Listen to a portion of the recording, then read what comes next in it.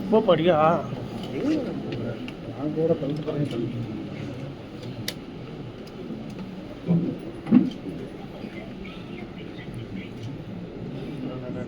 பின்னாடி இந்த கேமரா யார் இது பின்னாடி கேமரா பின்னாடி வாங்கடா எல்லாம் பின்னாடி வாங்கடா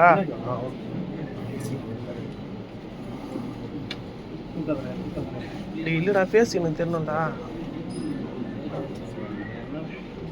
சரி ஓகேவா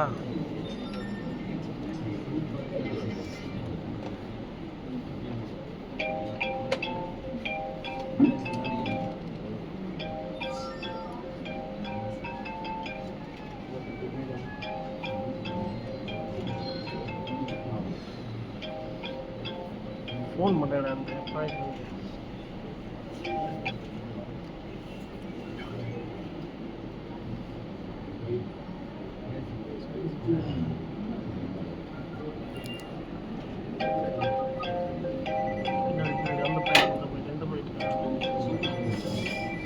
அட்டன் பண்ணிட்டீங்களா கட் பண்ணிட்டீங்களா இல்லை கட் பண்ணுறேன் இல்லை அட்டன் பண்ணுங்களா எப்போ வருது ஆமாம் சார் ஆமாம் சார்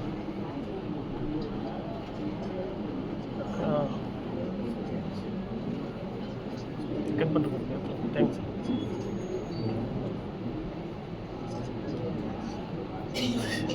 தேங்க்ஸ்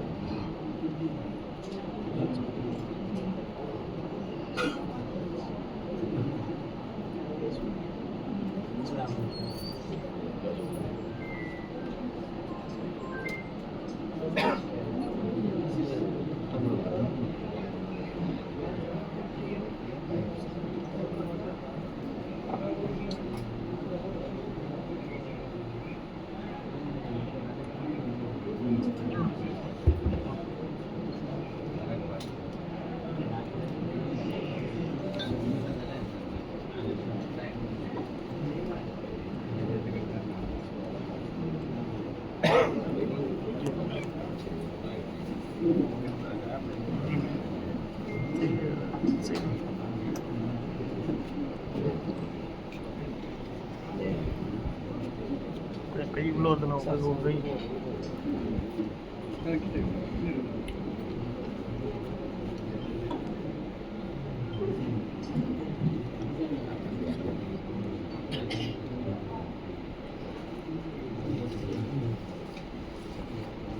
பின்னாடி வாங்க பின்னாடி இடம் இல்லை பின்னாடி இடம் விட்டு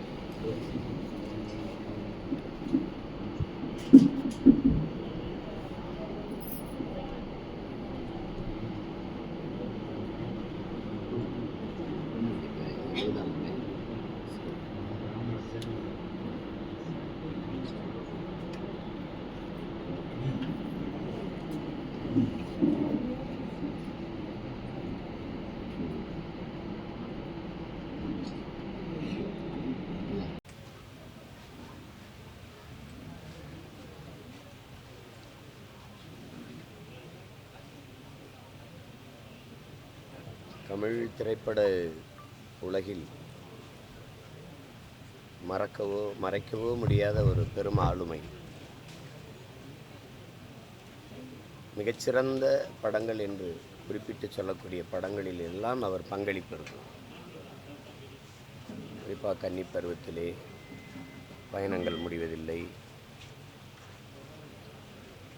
அச்சமில்லை, பல படங்களில் அவருடைய பங்களிப்பு இருக்கும். திரைக்கலைஞராக அவரை எல்லோரும் அறிந்திருப்பார்கள். ஒரு மிகச்சிறந்த இலக்கிய ஆர்வலர், எழுத்தாளர், ஜோதிடக்கலையில் அவர் நிபுணர் என்று தான் சொல்லணும். ஒரு அறிவு பெட்டகமாக நம்மோடு வாழ்ந்து கொண்டிருந்தார் அவர். அதுக்கு நெருக்கமாக பழகினவங்களுக்கு தெரியும் அது எவ்வளோ பெரிய அறிவு பொக்கிஷம்னு. பழம்பெரும் திரைக்கலைஞர்கள் அல்ல உலக வரலாற்றில் அறிவியல் அறிஞர்கள், இலக்கிய மேதைகள், இவர்களை பற்றிய நாம் அறிந்திராத அரிய தகவல்கள் எல்லாம் திரட்டி அதை ஒரு நூலாக வடித்து இந்த தலைமுறை பிள்ளைகளுக்கு தந்த ஒரு பெரிய படைப்பாளி. எனக்கு அவர் பரிசுன்னு கொடுத்தது புத்தகங்கள் தான். புத்தகங்கள்லாம் 1 2 அல்ல, மூட்டை மூட்டையாக சாக்கு பையில் கட்டி அனுப்புவார். புத்தகம் அனுப்பியிருக்கேன், வாங்கிக்கேன்னு. அவர் அனுப்பிய புத்தகங்களுக்குன்னு என் நூலகத்தில் தனியாக ஒரு அறை இருக்குது, ஒரு அடுக்கம் இருக்குது, அதில் வச்சுருக்கேன். அதில் பெரும்பாலும் எல்லா புத்தகங்களுமே மார்க்சிய லெனினிய சிந்தனைகள் உள்ள புத்தகங்கள் தான். அறிவை கடன் கொடுக்க ஒருத்தனுக்கு பெரன்பு இருந்தால் தான் தருவான். அந்த மாதிரி அவர் சேமித்து வச்சுருந்த அந்த பொக்கிஷங்களை எனக்கு தன் தம்பிக்கு தந்து எனக்கு அன்பாக தந்தார். அதை 2வது நாங்கள் சந்திக்கும் போதெல்லாம் திரைப்படங்கள் குறித்து பகிர்ந்து கொள்வது, பேசிக்கொள்வது ரொம்ப குறைவு தான்.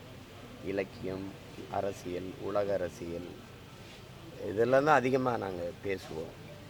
எல்லாரோடும் இனிமையாக பேசக்கூடிய பண்பாளர் இவர் ராஜேஷ். இவரை யாருக்கும் பிடிக்காதுன்னு சொல்ல முடியாது. அவரை தெரிந்தவர்கள் அவரை நேசிக்காதவர்கள் இருக்க முடியாது. அவ்வளவு ஒரு அன்பான பண்பான ஒரு மகன். ஒரே ஒரு வியப்பு, அவர் உடல் நலம் பேணுவதில் அவ்வளவு கவனமாக இருப்பார். இப்போ எங்கள் அண்ணன் சிவகுமார், எங்கள் அண்ணன் சரத்குமார், அர்ஜுன், இப்போ எங்கள் ஐயா சைதி துரைச்சாமி, இவங்கெல்லாம் அவ்வளவு கவனமாக அந்த உடல் நலத்தை பேணுவாங்க. இவங்கெல்லாம் எங்களை சந்திக்கும்போது இப்படி இது பண்ணணும், இந்த உணவை சாப்பிடணும், இப்படி பயிற்சி எடுத்துக்கணும், இது பண்ணணும், எங்களுக்கு கவனம் செய்யக்கூடியவர்கள். அதில் அண்ணன் ராஜேஷும் வருவார். படப்பிடிப்புக்கு தண்ணீர்லாம் அவரே எடுத்துகிட்டு வந்துடுவார். இதுதான் உணவுன்னு இங்கே நடந்த வீட்டிலேருந்து எடுத்துகிட்டு வந்துடுவார். அவ்வளோ கவனமாக இருப்பார். இது எப்படி, இது ஒரு விபத்தாக தான் நான் பார்க்குறது, எப்படி நடந்துச்சுன்னு தெரியல. அது ஒரு பெரிய அதிர்ச்சியான ஒரு இழப்பாக இருக்குது. தமிழ் இனம் ஒரு அறிவு பெட்டகத்தை, ஒரு அறிஞரை இழந்திருக்குது அப்படி தான் சொல்லணும். எவ்வளவு நேரம் வேணாலும் அவரோடு உட்கார்ந்து நாம் உரையாடி கொண்டிருக்கலாம். எது குறித்தும் பேசக்கூடிய ஒரு ஆற்றல் அவர்கிட்ட இருந்தது. இலக்கியம், அறிவியல், வரலாறு எது குறித்தும் பேசலாம். அப்படிப்பட்ட ஒரு மகத்தான ஒரு மாமனிதரை நாம் இழந்திருக்கோம். இது பெரும் துயரத்தை தருகிறது. அவரை இழந்து வாடுகிற அவருடைய அன்பு பிள்ளைகள், நரம்பு உறவுகள், அவருடைய நண்பர்கள், திரையுலகில் அவரை ரசித்த ரசிகர்கள் எல்லோருக்கும் என்னுடைய ஆறுதல். என் அன்பு அண்ணனுக்கு என்னுடைய இறுதி வணக்கத்தை செலுத்துகிறேன்.